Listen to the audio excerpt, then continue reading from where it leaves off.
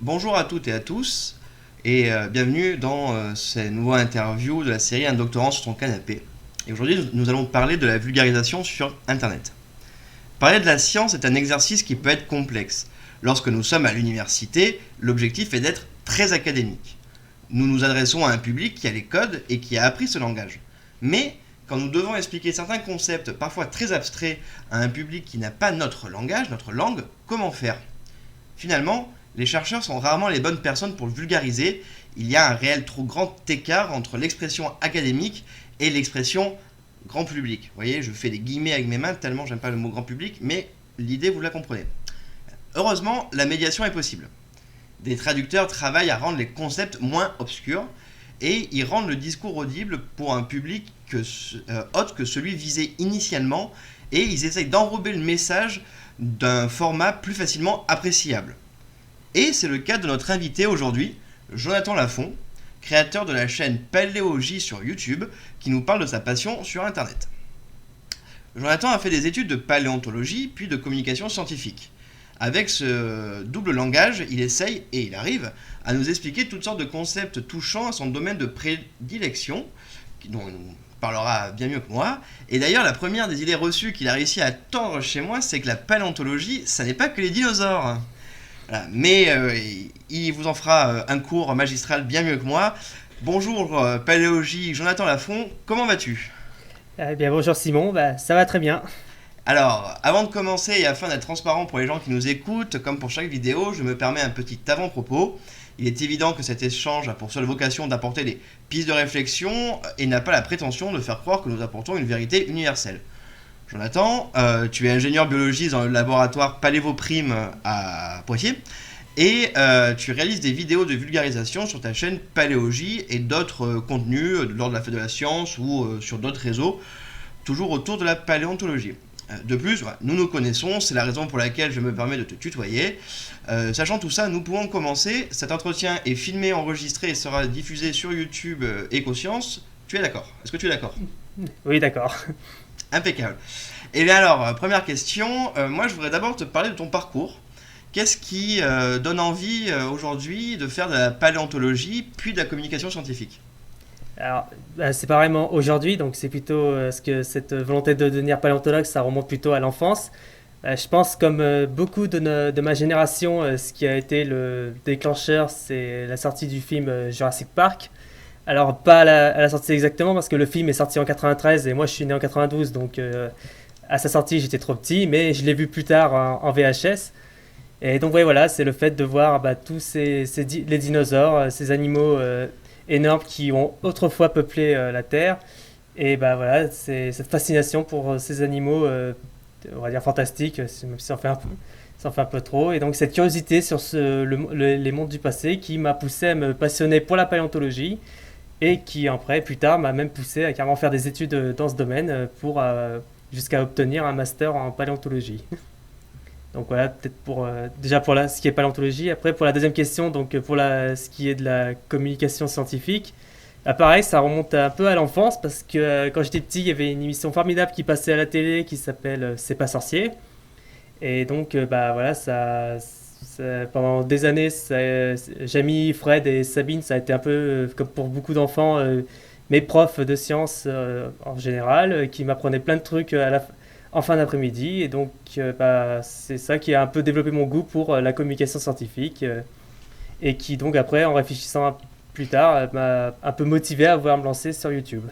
Et du coup, tu as tout de suite eu envie, quand tu t'es lancé dans tes études de paléontologie, alors, tu t'es pas forcément dit que tu voulais faire ensuite des études en communication scientifique, mais tu avais déjà cette envie de communiquer hors de l'université, hors du milieu académique, ta passion de la paléontologie.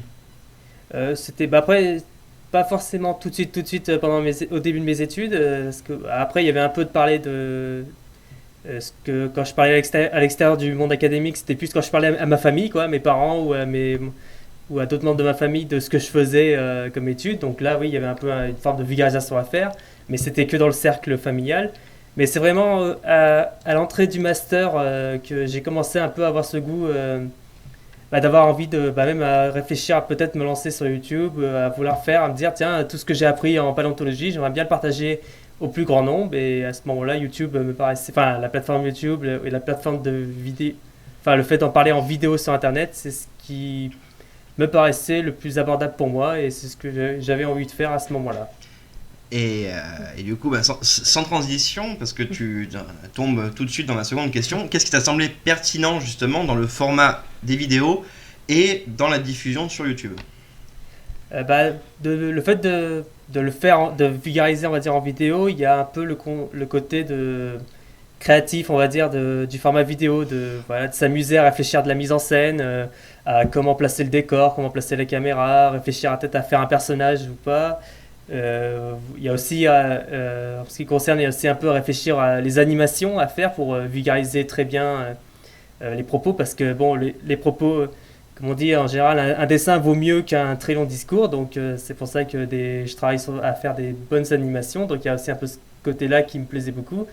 Et après, le fait on va dire de pourquoi aller sur YouTube, on va dire c'est juste parce que à l'heure actuelle, YouTube c'est vraiment la plateforme qui propose le plus de visibilité, en tout cas pour le format vidéo.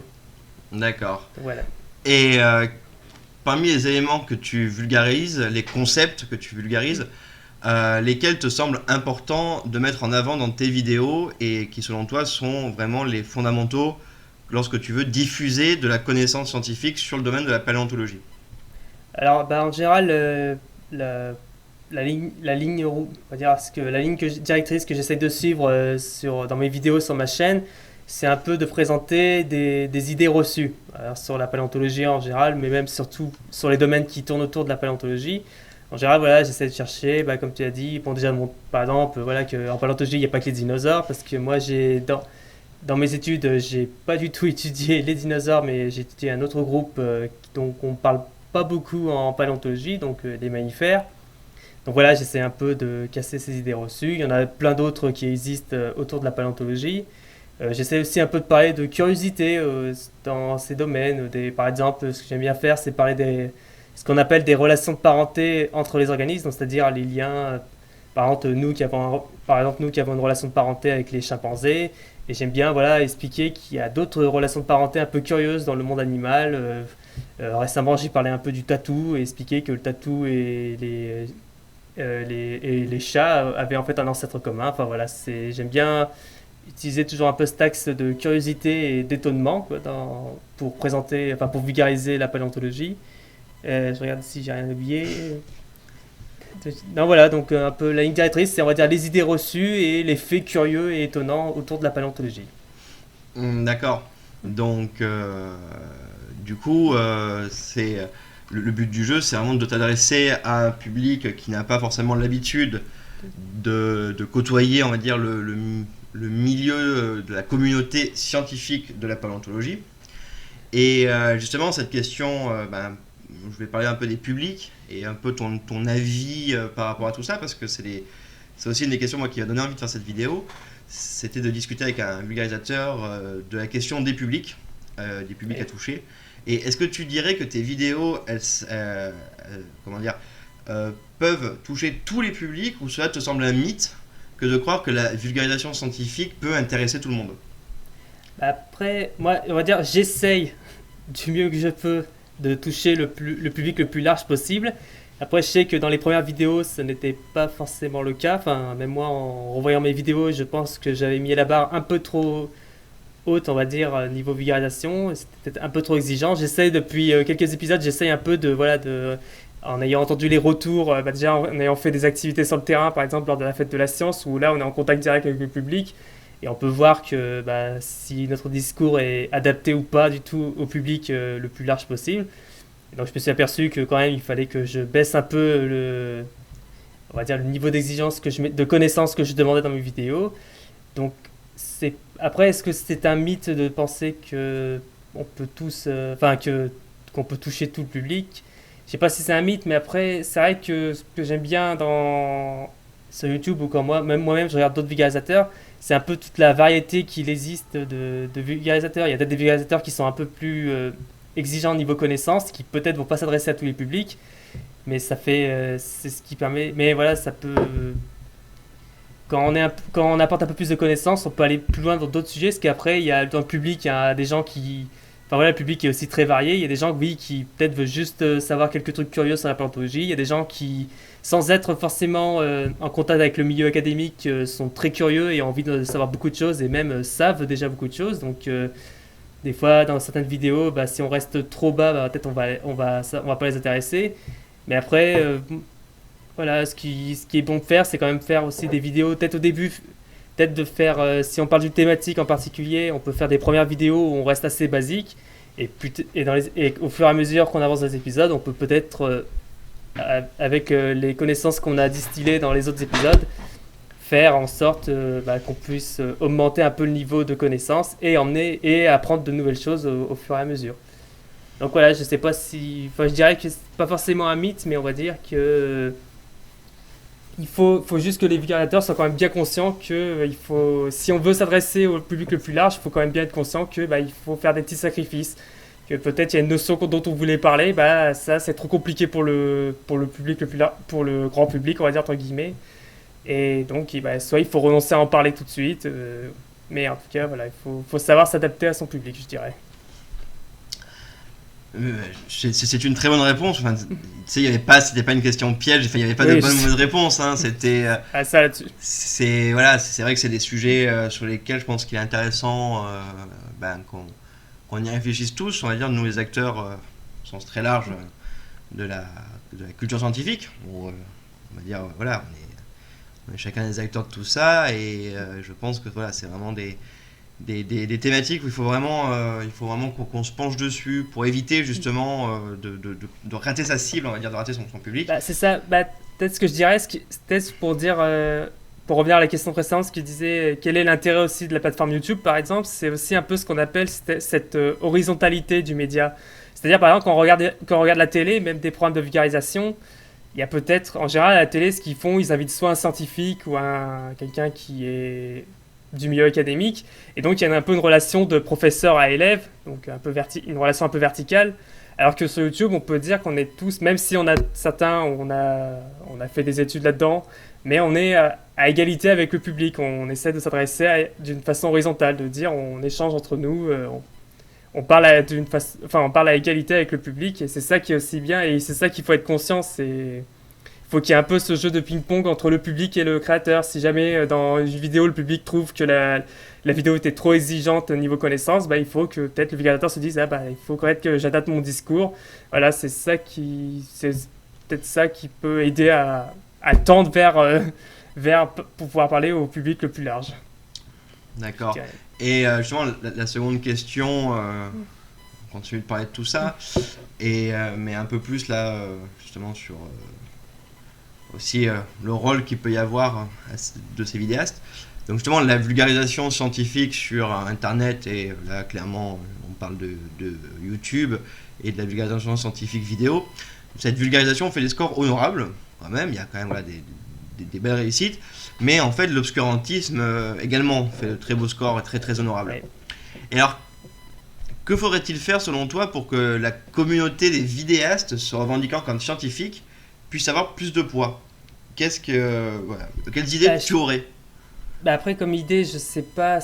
Je pense que déjà, au niveau de la communauté des vulgarisateurs, il y a quand même déjà beaucoup d'efforts qui sont faits pour essayer d'avoir du poids. Comme exemple, je peux donner le fait déjà de se rassembler en collectif ou en association. Alors, je peux donner des exemples, faire de la pub pour des assos dont je suis membre. Donc, par exemple, le Café des Sciences, qui est donc une grosse association sur le net qui rassemble une grosse communauté de vulgarisateurs du net. Alors, pas que sur YouTube, il y a aussi des blogueurs ou des pages Facebook ou des comptes Twitter. Et qui donc voilà, cette communauté entre elles, elle échange en privé. Et quand on se rencontre à divers événements, on échange un peu sur nos expériences et on essaye de voir qu'est-ce qui aurait peut-être à améliorer, qu'est-ce qui va pas dans certains trucs. Il y a aussi ça permet aussi d'échanger par exemple d'avoir un peu un système comme ce qu'on a dans l'académique, un système de peer review. C'est-à-dire en gros qu'on peut se relire les scripts entre nous pour peut-être valider des connaissances. Si jamais on parle d'un domaine qu'on maîtrise moins bien, là des personnes qui maîtrisent un peu mieux le sujet peuvent nous aider à avoir un script, on va dire, un peu plus on va dire, un peu plus fourni et un peu plus correct niveau scientifique. Donc déjà, voilà, je pense que les vulgarisateurs font déjà beaucoup d'efforts pour pouvoir essayer d'avoir du poids. Après, moi, personnellement, ce que je pense, c'est que si on pouvait avoir un peu plus de poids ou un peu plus...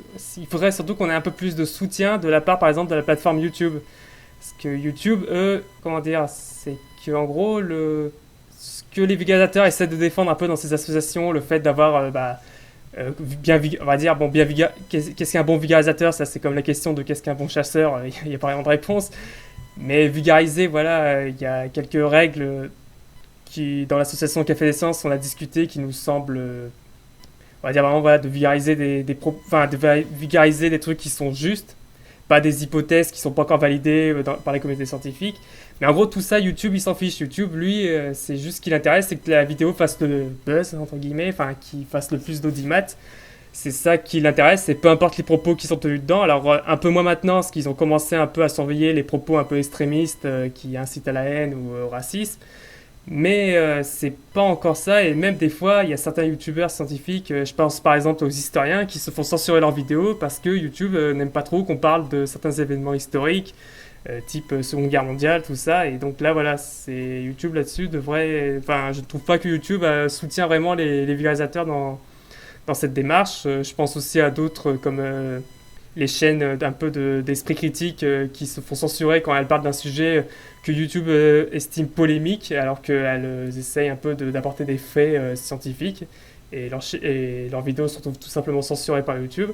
Donc voilà, moi je pense, à titre personnel, je pense quand même que pour qu'on ait un peu plus de poids face à l'obscurantisme, comme tu dis, il faudrait quand même que YouTube nous aide un peu plus dans cette... Alors je vais pas dire bataille, c'est un terme un peu fort, mais il faudrait que YouTube aide un peu plus les vulgarisateurs, apporte un peu plus de soutien aux vulgarisateurs scientifiques sur leur propre plateforme. Ah bah merci, merci pour ta réponse et en tout cas c'est une piste de réflexion en effet, je pense assez pertinente. Et alors justement, après tout ça, est-ce que quand même tu restes optimiste sur ton avenir en tant que vidéaste YouTube justement? Alors après, je suis pas optimiste. C'est-à-dire, est-ce que je pense que je serai toujours là dans quelques années? C'est ça? Oui, bah, est-ce que toi voilà quoi, tu même malgré voilà c'était fois on va dire le côté difficile de communiquer de la science et pour des raisons qui sont indépendantes même de sa propre volonté, est-ce que quand même tu restes optimiste sur les prochains mois, prochaines années, sur l'évolution de tout ça quoi? Bah après, je reste pour l'instant, on va dire, j'ai tendance à être normalement pessimiste, mais là pour ça, je reste plutôt, on va dire, optimiste. On va dire, dans le peu d'expérience là pour l'instant, enfin, ça fait que 3 ans que je suis sur YouTube. Le peu d'expérience que on a eu avec des collègues, enfin, vulgarisateurs de paléontologie, on a eu affaire à des chaînes par exemple qui propageaient pas mal, on va dire, désolé d'être vulgaire, mais de conneries sur la paléontologie, et on a fait une vidéo enfin, on a fait une série de vidéos ensemble pour répondre à ces propos enfin, qui propageaient on va dire, des fake news sur la paléontologie. Et on a vu quand même qu'on avait une influence positive. Enfin voilà, que nous-mêmes en réagissant, on pouvait influencer et faire en sorte que les gens peut-être se constatent que cette chaîne et enfin voilà que cette chaîne que la chaîne qui propageait ces propos était pourrie. Donc voilà, après ce serait bien que YouTube même carrément supprime ce genre de chaîne, mais ça on n'y est pas encore. Mais en tout cas, voilà, je reste optimiste dans le genre où moi ça m'a pas atteint au niveau de la motivation. Je pense que pour l'instant, je vois que je continuerai encore à vulgariser sur YouTube. On a commencé en plus à se rassembler avec des collègues, ça motive un peu ça. Donc pour l'instant, on va dire que je reste optimiste. Je pense qu'il y a moyen que les vulgarisateurs restent encore un peu sur YouTube, au moins pour les quelques années à venir. Eh ben on croise les doigts. Et Voilà. alors du coup donc tu as cet œil de communicant et de vulgarisateur. Et tu as aussi un œil scientifique, c'est bien, tu as deux yeux, un pour chaque chose. Et est-ce que justement, depuis tes débuts dans la vulgarisation scientifique, quel changement tu as pu voir, changement positif, changement négatif, et des choses qui t'ont réellement marqué sur ces dernières années Hop, les choses positives, c'est de voir déjà que ce qui est bien, c'est qu'on peut facilement, avec d'autres vulgarisateurs, on peut facilement rentrer en contact et faire des collaborations. Enfin, je trouve que c'est un truc positif quand même de pouvoir d'avoir ce contact facile et de pouvoir travailler et voilà de construire ensemble un truc, voilà, de pas être seul dans son coin face à des trucs un peu terribles qui arrivent sur YouTube. On peut se regrouper et ça, comme on dit, l'union fait la force. Donc ça, je trouve c'est assez positif. Après, négatif, ce truc qui me vient à l'esprit, c'est juste bah, de voir, oui, voilà, que nous, quand mes collègues et moi, on travaille sur une vidéo, on fait des recherches, même on demande des fois à des scientifiques, des chercheurs experts du domaine, de relire nos scripts ou de nous aider à trouver des bonnes informations, ou même de les faire intervenir carrément dans les vidéos. Ça nous demande beaucoup de temps, on va dire, même beaucoup plus que ce que ça, on va dire, ce que ça va rapporter, pas forcément en argent, parce que, enfin, moi personnellement, je n'utilise pas mes vidéos, mais on va dire en termes de vues et en termes Mhm. d'audience, et que certains font juste une vidéo de 5 minutes avec des infos, trouver soit une copier-coller de Wikipédia, soit même ils proposent carrément des infos fausses qu'ils n'ont même pas vérifiées, et ça fait plus de 100 000 vues, donc voilà, c'est... On va pas dire c'est décourageant, mais quand on voit ça, des fois, il y a des jours où on se dit, putain, mais en regardant un peu nos commentaires, dans notre section commentaires, et qu'on voit qu'il y a des gens qui apprécient vraiment notre travail, moi je trouve que ça me suffit à me remotiver, à me dire je fais pas ça pour rien. Donc voilà, on va dire c'est un peu ça les deux côtés positifs, enfin les côtés positifs et les côtés négatifs de mon expérience sur YouTube. Mhm. Ouais, on va dire pour résumer, côté positif, c'est le côté communautaire que tu peux retrouver, et du Exactement. coup, avec ce côté, l'union fait la force. Et le côté négatif, c'est la frustration de voir que parfois c'est pas le travail qui est, enfin le C'est fond ça. qui est encouragé, mais justement La- la forme, enfin, vraiment trop la forme quoi. C'est ça. Mais après, il faut pas se laisser. Ça reste une frustration, mais il faut pas se laisser manger, on va dire, par cette frustration et commencer à soi même après à dire ah bah, si tout le monde fait de la merde, je vais en faire aussi. Non, il faut, pour moi, voilà, il faut garder. Tant pis, faut. Ouais, au bout d'un moment, j'ai arrêté de regarder les vidéos ou les chaînes qui faisaient, on va dire, qui faisaient ce genre de vidéos, on va dire, pas très, que j'appréciais pas trop. Parce que ça me faisait plus de mal de regarder ça, tout ça. J'ignore, voilà, je dis, bon, eux ils font ça, bah, si ça marche, bah, tant mieux pour eux. Moi, voilà, j'ai envie de faire comme ça. Ça marche, voilà, ça marche moins bien qu'eux, mais ça marche quand même. Et bah tant mieux, je suis quand même content et ça me suffit à faire en sorte que voilà, me motiver à rester sur YouTube et à continuer à faire des vidéos. D'accord. Et alors justement, donc tu travailles toi, donc c'est pas, tu gagnes pas ta vie avec les vidéos. Donc ce que je disais, c'est que tu travailles, tu es ingénieur d'études, ingénieur de recherche dans un Oui, labo du CNRS, le Palais Vauprime, à Poitiers. Et donc avec ton expérience de chercheur, ton expérience de communicant toujours. Est-ce que du coup tu penses que les chercheurs, enfin, qui sont vraiment eux, enfin, purement en recherche, quoi, qui n'ont pas ces d'autres casquettes, devraient faire plus d'efforts à s'intéresser à la transmission des connaissances? après, enfin, on va dire, avant de revenir à ce qu'il faut savoir par rapport au labo où je suis, on va dire, au début, je l'avais quitté en 2016 quand j'avais fini mes études, et pendant 2 ans, j'avais plus vraiment eu de nouvelles avec eux, et je suis revenu, bah, depuis, on va dire, l'année dernière, j'ai vraiment repris contact avec eux, et bah, j'ai eu l'occasion pendant mon master de com, de faire mon stage même là-bas, et j'ai quand même pu constater qu'il y a quand même, il y a quand même une part non négligeable de chercheurs actuels qui sont conscients qu'il faut qu'ils apprennent à s'ouvrir, on va dire, à la communication, à s'ouvrir au grand public, et donc qui vont quand même assez facilement communiquer et vulgariser leurs recherches. Parce que comme ils le disent, pour certains beaucoup de chercheurs sont conscients que, on va dire, la recherche, ça marche avec des fonds publics. Donc en gros, voilà, ils ont un peu pas des... c'est pas comme ça qu'il faut le dire, mais ils ont un peu pas des comptes à rendre, mais que quand même, ils se doivent quand même de vulgariser pour le grand public, leur expliquer qu'est-ce qu'ils font comme recherche.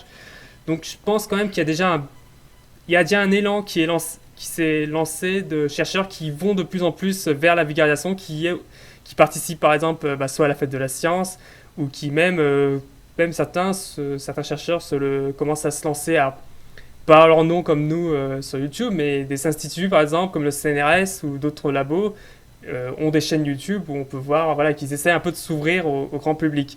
Mais après je pense quand même que cet effort est même s'il n'y a pas, enfin on va dire c'est que quelques chercheurs qui font un gros effort de vulgarisation, alors que ça serait bien que un peu l'ensemble du monde de la recherche fasse au moins un petit effort de vulgarisation. Et ça après j'ai l'impression aussi, alors j'ai pas pu le constater à tous les labos, il y a peut-être aussi un peu un problème d'ordre générationnel, parce que ce que je constate, c'est que les chercheurs qui vont beaucoup vers la vulgarisation et vers le grand public, c'est un peu les chercheurs actuels qui sont donc en poste, et que par contre, si on recule d'une génération, donc les chercheurs, même ceux qui sont maintenant soit chercheurs émérites ou professeurs, des fois c'était eux qui avaient pas vraiment, qui ont pas beaucoup fait d'efforts à leur époque de vulgarisation, ou qui soit faisaient juste un communiqué qu'ils envoyaient à la presse et c'est tout. Et ça, je trouve que là-dessus, peut-être il y a eu une absence pendant quelques années dans certains domaines de chercheurs qui osaient aller vers le grand public. Et de là, depuis quelques années, je pense que les chercheurs ont bien pris conscience qu'ils doivent au moins tenter de faire un petit effort de communication vers le grand public.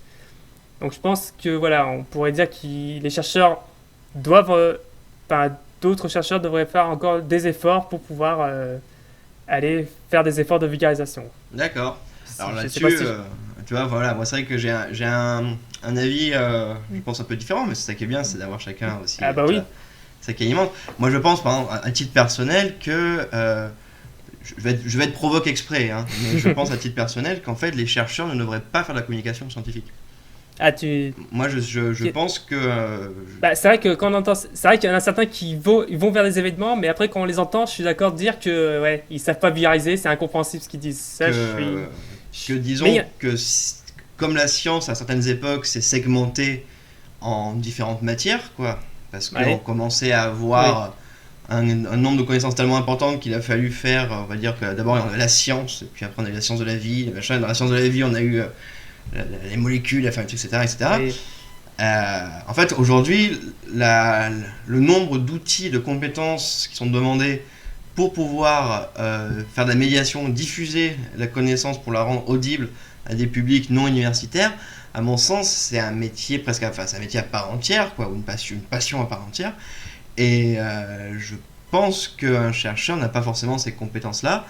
Et je pense que c'est trop lui en demander, trop mettre sur ses épaules, mais au même titre, à mon sens, hein, si vraiment il faut être totalement complet, au même titre selon moi, un chercheur, ça ne devrait pas être lui qui cherche l'argent, on va dire, dans son oui, mais labo. ça Voilà, mais malheureusement, c'est, comme tu sais, ça malheureusement, c'est je c'est pas suis, le cas. je suis pour une totale segmentation en fait des métiers au sein du laboratoire, pour justement laisser les chercheurs aussi travailler sur la recherche, de temps en temps voir un communicant taper à leur porte qui viennent lui demander bah alors t'en es où dans tes recherches, qui lui donne les infos et que le communicant qui aura une spécialisation en communication scientifique soit là, ait pris les infos brutes et les mette en forme pour la presse, et chacun, ça fait un peu chacun dans sa case, mais après bien sûr qu'il peut y avoir il peut y avoir des synergies évidemment, hein, on peut sortir de la boîte, mais voilà, moi j'ai un peu, c'est vrai que je dois avouer que dedans, voilà, je suis un peu provoque aussi, mais de temps en temps, j'y suis un peu revenu de loin, quoi, du côté, il faut que ça soit le chercheur, tu sais, il faut un peu l'exposer, le chercheur, et que comme ça, les gens puissent dire à leur fils, tu vois, ben ça, fiston, c'est un chercheur. Bon, bon, Après, je trouve, moi, je vois ce que tu veux dire, et c'est vrai, bah déjà, bon, pour le côté recherche d'argent, ça, je pense que même les chercheurs eux-mêmes sont tout à fait d'accord que là-dessus, ils aimeraient bien être allégés sur leur temps de travail. Après, pour la communication, je trouve, moi, je sais que j'avais discuté avec un chercheur, et que moi, je trouve quand même que même si, comme tu dis, c'est vrai que la communication, surtout la vulgarisation, peut-être dans certains. C'est un truc vraiment. Oui, c'est un métier à part, comme tu dis, ça s'apprend. Et c'est vrai que quand on fait chercheur, bah, toi peut-être qui est en thèse, ou même moi qui ai vu en master, on nous apprend pas vraiment, on n'a pas de cours vraiment pour apprendre à communiquer comme il faut avec le grand public. C'est un peu soit pas du talent inné, mais c'est un peu soit on aime bien aller vers le grand public, parler aux gens, et donc on aime bien vulgariser, mais c'est pas avec des trucs qu'on apprend à l'université ou pendant nos recherches qu'on va savoir, enfin qu'un chercheur va peut-être apprendre à communiquer. Il faut qu'il ait un petit peu le goût de lui-même de vouloir parler au grand public. Mais après, je trouve quand même que la communication scientifique, ça fait quand même partie du métier de chercheur, en partie au moins. Alors peut-être pas aussi poussé que ce que peut faire un vulgarisateur ou un médiateur, mais que quand même, je pense pour moi, le chercheur il devrait quand même y avoir un petit effort pas forcément d'aller à la télé ou d'aller sur YouTube faire parler de ses recherches, mais au moins peut-être soit d'aider à rédiger un communiqué, ou même après de participer à d'autres actions de médiation, mais que je pense quand même que les chercheurs devraient avoir au moins une petite part d'investissement dans la communication et la médiation, parce que je pense quand même que ça fait partie un peu de leur métier. Et après là-dessus, peut-être j'ai cru Non, voir mais qu'on n'est pas d'accord. voilà, disons que Mais ton avis, je le trouve extrêmement pertinent aussi. Et là, évidemment, nous ne sommes pas dans un débat, nous sommes dans un interview, oui. un échange d'idées. Et je pense que cette question-là, d'ailleurs, on pourrait en faire une table ronde sur Ah 4 oui, avec des heures chercheurs. et on n'aurait Ah pas oui, fini. avec Et, des médiateurs. et si des chercheurs qui sont dans cette situation ou des gens qui sont dans cette situation ou qui en ont vu sur la question veulent mettre un commentaire, n'hésitez pas à mettre un commentaire. Et si vous êtes d'ailleurs toujours là devant la vidéo, je vous remercie. Et alors n'hésitez pas à mettre le pouce bleu, à partager et aller sur la chaîne de Jonathan, donc la chaîne Paléologie. De toute façon, vous aurez tout sur la vidéo. Et donc, bon, là on arrive à la dernière question, qui est une question beaucoup plus légère et justement un petit défi intellectuel. Est-ce que tu aurais un objet, un produit culturel, mais qui n'a aucun rapport avec ton domaine qui est donc la paléontologie? On le rappelle, donc je te laisse nous montrer quelque chose. D'accord. Après, comme tu vois, si on regardait là de ce côté-là, c'est mal barré. Mais je vais aller de l'autre côté de la caméra que vous voyez pas là. Moi, je dirais, alors je sais pas si c'est culturel, t'entends, ouais, on va dire c'est culture populaire. Donc, est-ce qu'on arrive à le voir? Alors pour moi, c'est à l'envers, c'est ça? Non, mais c'est bon pour moi, non, t'inquiète. Ah d'accord. Donc voilà, c'est donc une BD Batman. Donc on va dire, ouais, voilà, c'est que moi je suis au-delà de la science, tout ça, je suis un grand fan bon, de la culture geek, tout ça, et je suis un grand fan de comics, dont Batman, qui est on va dire, lui c'est vraiment le super-héros de mon enfance et qui est resté encore jusqu'à actuellement. D'accord, et ben Donc écoute, voilà. voilà. Je te remercie, donc c'est bien la preuve que même quand on travaille dans un laboratoire, on peut faire autre chose que de la enfin, on peut faire autre chose que ce qu'il y a dans le laboratoire. Et il vaut mieux faire autre chose Voilà. pour décrocher, je pense. C'est pour ça que je voulais te demander voilà, de sortir, parce que je sais très bien que sinon tu m'aurais montré soit Oui. Jurassic Park, soit la mascotte de ta chaîne, donc Ah, c'était trop non. facile, c'était beaucoup Oui, trop c'était facile. C'était un peu trop facile, je pense, ouais. Donc bah écoute, merci Jonathan. Je rappelle tes réseaux, donc on peut te retrouver sur YouTube, donc sur Paléologie, paléo-6j, voilà, comme ça. N'hésitez pas, il y a plein de vidéos super chouettes, il y a plein de choses à voir. Et vous pouvez le retrouver aussi sur Twitter et sur Instagram, si vous en voulez de temps en temps des anecdotes ou des belles images autour de tout ça. Je te remercie, Jonathan, d'avoir pris de ton temps. Et De rien. voilà, vu que je suis. Je vous dis au revoir, vu que je suis voilà, quelqu'un qui ne sait pas finir, je vais te laisser le mot de la fin. Et je vous souhaite à tous une bonne soirée. Merci beaucoup. Après, pour le mot de la fin, je dirais un truc aussi que je n'ai pas parlé, c'est que je suis aussi membre d'une association donc, qui s'appelle la Paléosphère, qui regroupe plein d'autres vulgarisateurs qui parlent autour de la paléontologie. Donc déjà, voilà, pour dire que quand même, je ne suis pas le seul à faire ça, et qu'il y a des gens... et qui, justement, pour parler de la paléontologie, il faut surtout être plusieurs à en parler, parce une personne tout seul ne pourra jamais tout aborder. Et donc, comme un peu notre slogan, ce qu'on dit dans la paléosphère, quand on dit au revoir, nous on dit paléontologiquement vôtre.